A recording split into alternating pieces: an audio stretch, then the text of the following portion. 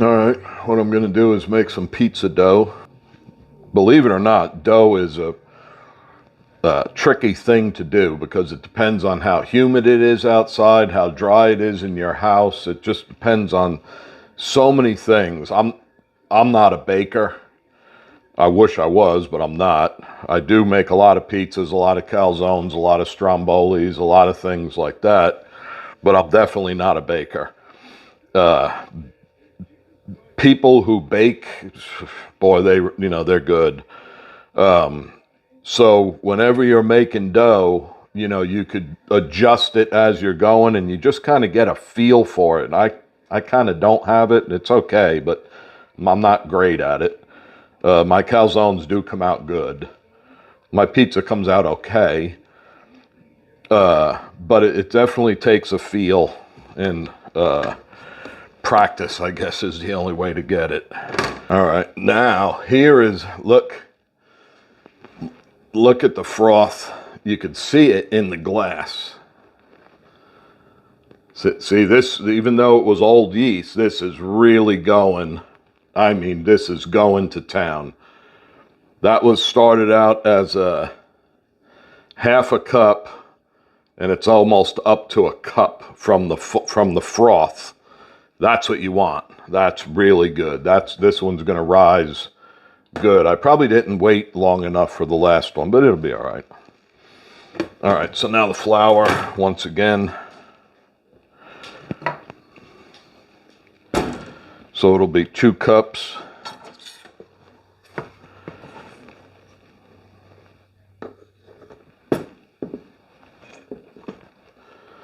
Two cups of all-purpose flour.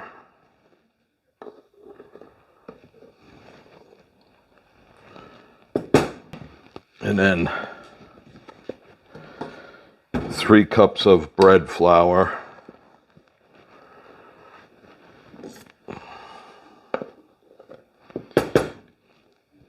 In Italy, Naples, Italy, it's strictly regulated. You can only use what they call 00 flour, nothing else. It's really strict the way they make the pizza dough. It's actually government controlled, believe it or not. France is the same way with French bread. France, as far as I know, it's still this way. It's even price controlled as far as the bread goes. All right, so 2 teaspoons of salt. Oop. That one was a little stiff, so I'll go a little less. And then I already used 1 teaspoon of sugar in there, so now a tablespoon goes in here.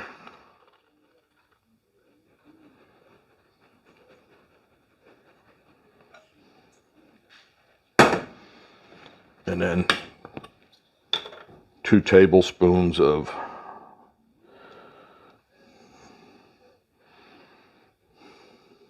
olive oil. All right, so here is 1.5 cups of water. That was a half a cup, but it's all frothed up.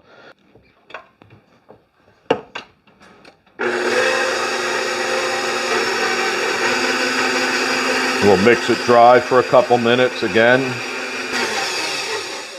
By the way, when you're using a stand mixer, if you have one, which if you're watching this, you might, when you're doing dough, this kind of dough, pizza dough, you definitely do not want to use a paddle.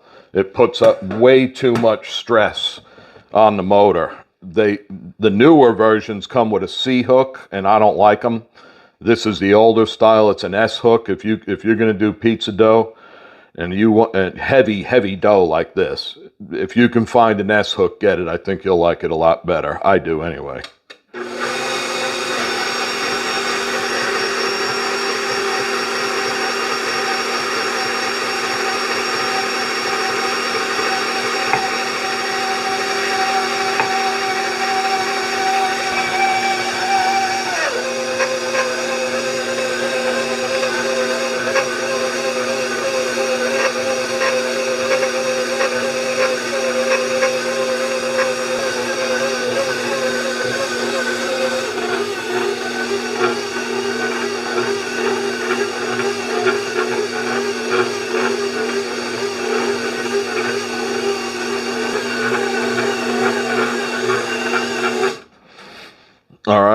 let this rest for a few minutes.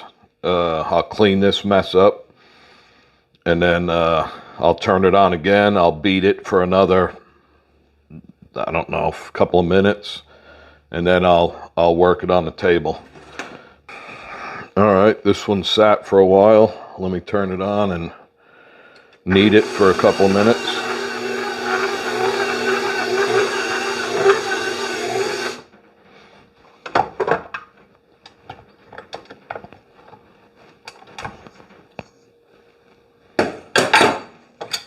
This is a better dough than the last one. See, it's stickier, tackier. This is definitely a better dough than the one we just did. So again, we'll just fold it, knead it down, fold it.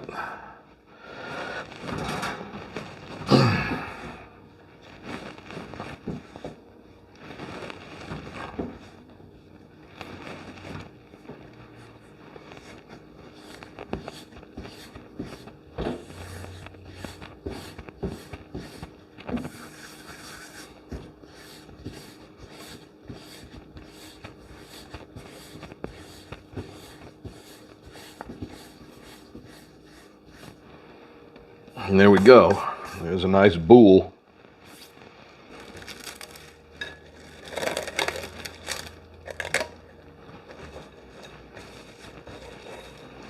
Now, with any luck, these will rise nicely, and then tomorrow we can make some nice calzones, and that'll be really good. There it is.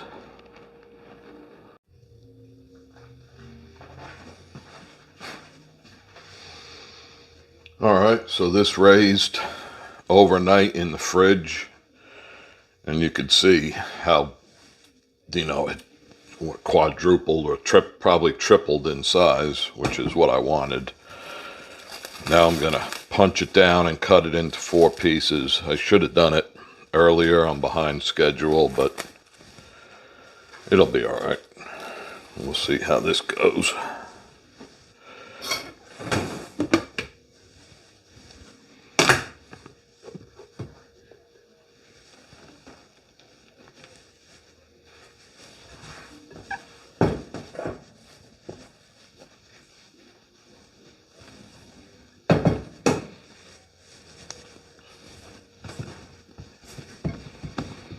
This is a good piece of dough.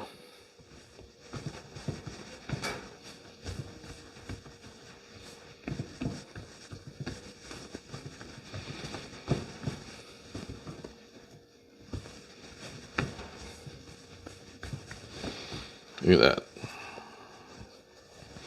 You could actually sling this one in the air if you wanted to, but it's not going to be a pizza, so I'm not going to do that. I'm just going to cut it.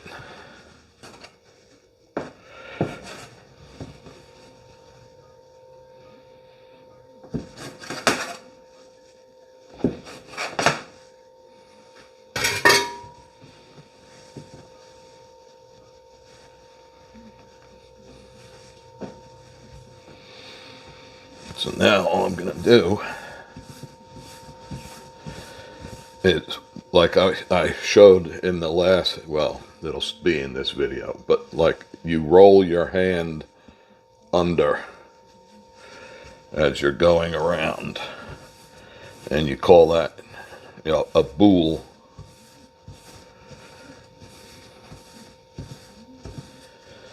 And then I'm just going to leave that there. Do the same thing.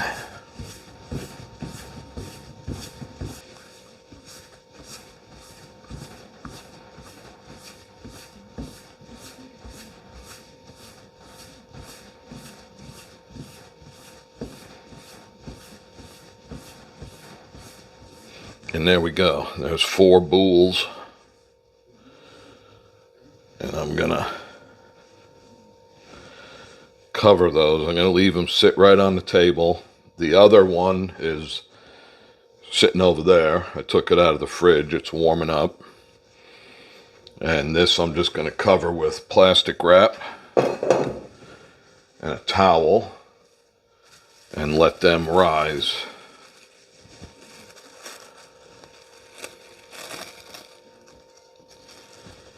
It's a little chilly in here today, so I don't know how well they're going to rise.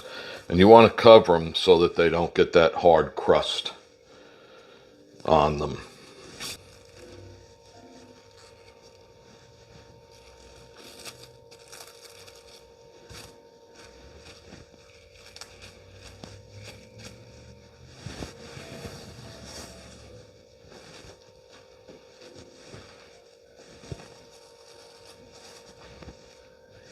That's it. Now I just wait. They're doing really good, so they should come out pretty good.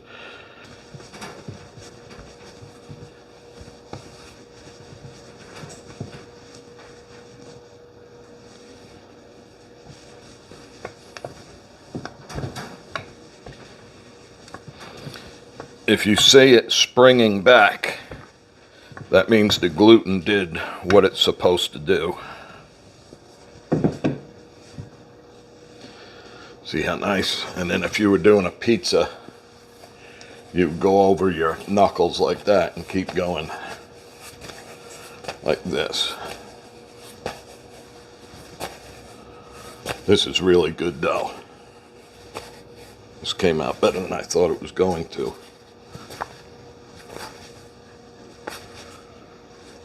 Actually, I'll just do this and make the calzone.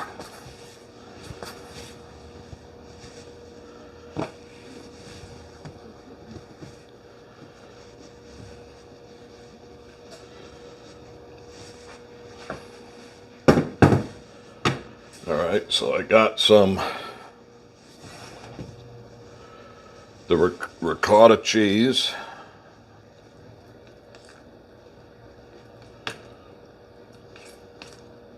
Regot, or if you're not from New York, ricotta.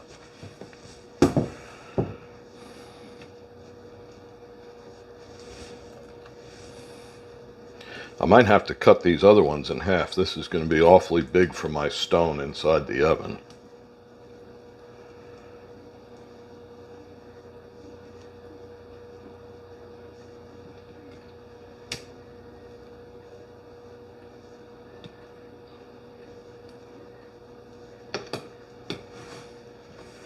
And some mozzarella. And this one I want mushrooms. I like canned mushrooms better than fresh mushrooms. Fresh mushrooms on pizza or in calzones tend to turn into kind of like cardboard. And I don't like that.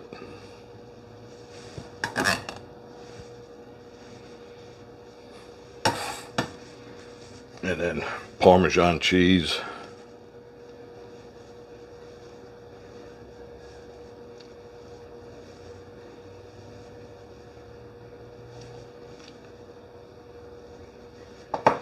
And then fold it over. Yeah, this is... Normally I would fold it all the way to the end and it would be a much bigger calzone, but in this home oven, my stone is only, I think, 14 or 16 inches. It's not going to go. So what I'm going to do is cut this around the edge and re-roll the dough.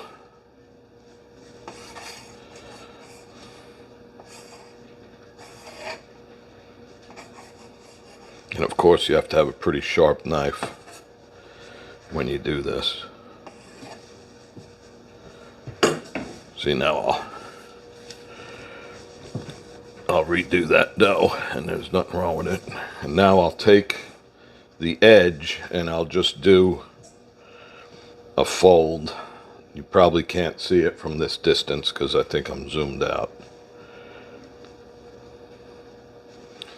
I'm doing almost like a braid is what I'm doing.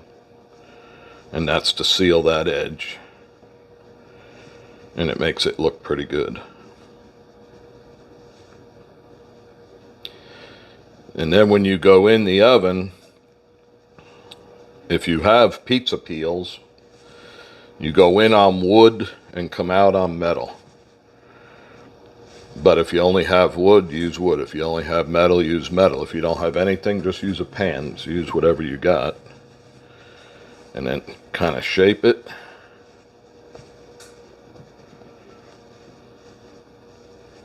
Try to make it look halfway decent. Score a couple of vent holes, otherwise it'll steam and it'll pop and make, not pop, but it'll rupture and it'll make a mess. So cut a couple of vent holes and then make sure you put some cornmeal on your peel.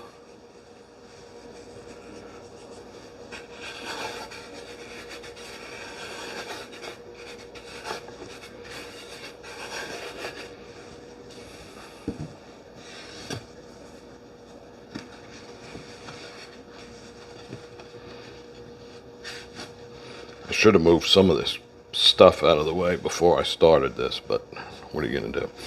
Anyway, there's the first calzone. And move on to number 2.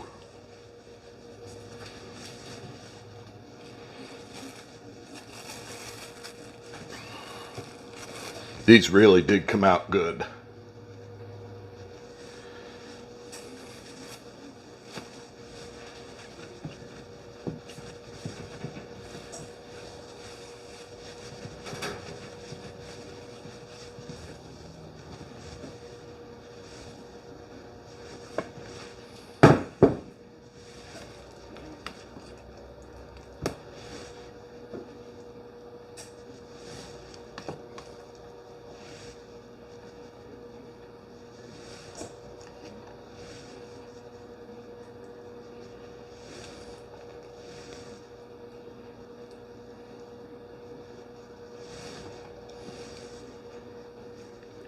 Once again, that's the Regot.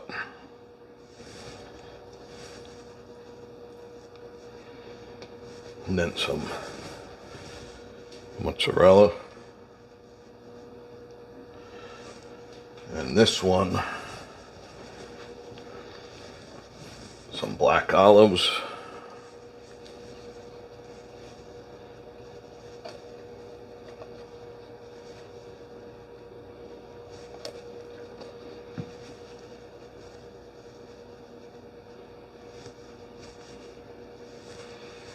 And some sausage.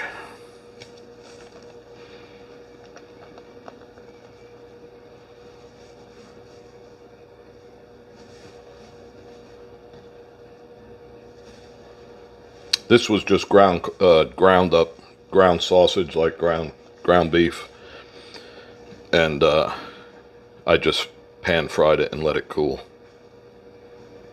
Dump the grease out of it. Parmesan cheese.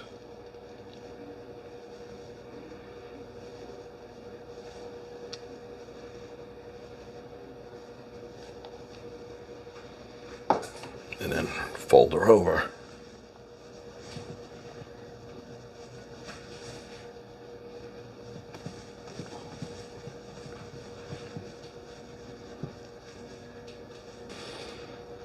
And then that same knot around the edge.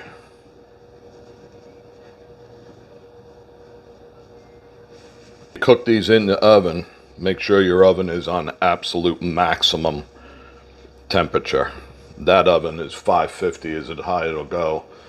I had a gas oven, homeowner, regular house oven that I put fire bricks in, and I was able to get 650 degrees on the deck, which is really good.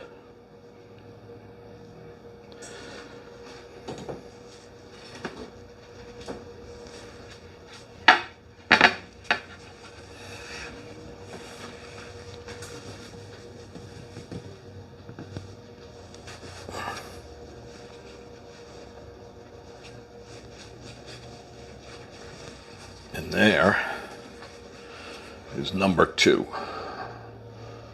So that's a pretty good looking calzone. All right, They've been in for probably 20 minutes, 15, 20 minutes, something like that. Let's pull one out.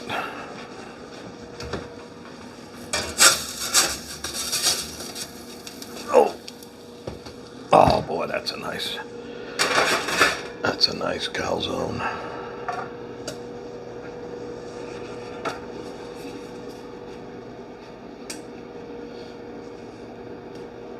Look at that calzone. Now just gotta let it cool, and then we'll cut it and try it. This is number 2, ready to come out.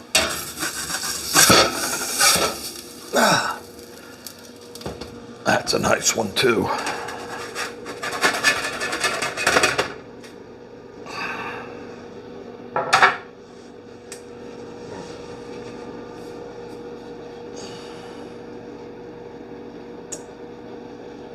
That's nice calzones. The edges are good, everything. This one I like the way it's cooked a little better because it's darker. But man, that's hot. All right. This one might be cool enough.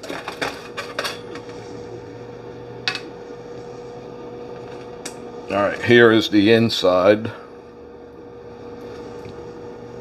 Yeah. And you can see the layers. This is hot.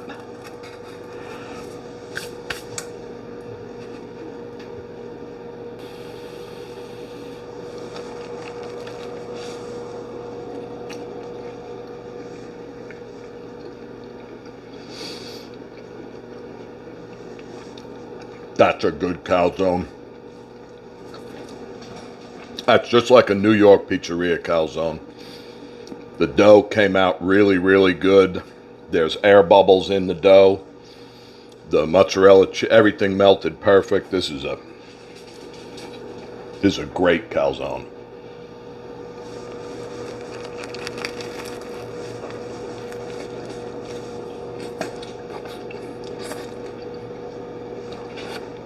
Albeit hot, but that's a good one.